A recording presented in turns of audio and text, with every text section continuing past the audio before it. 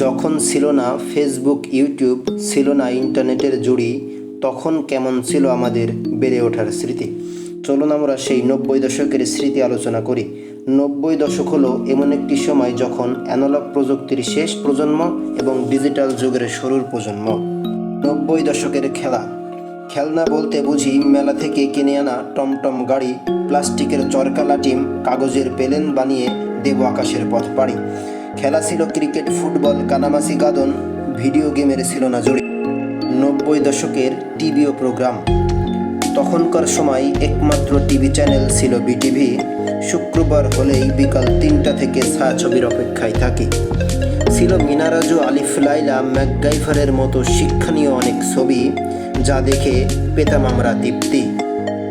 খাবার ও দোকান। তখন ছিল না দোকানের এত ছড়াছড়ি।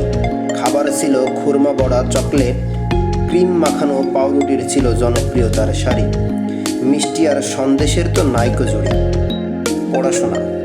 সন্ধ্যা হলেই পড়তে বস, মায়ের বকুনি। তার আগে হারিকেন জ্বালিয়ে বসার ব্যবস্থা করি। ভাই বোন মিলে একই মাদুরে পড়তে পড়তে খেলায় মেতে উঠি। বাবা আসতে দেখলেই শুরু হতো পড়ার পাড়াপাড়ি। অনেক মজার স্মৃতি ছিল তখন শৈশবে কাটানো দিনগুলি।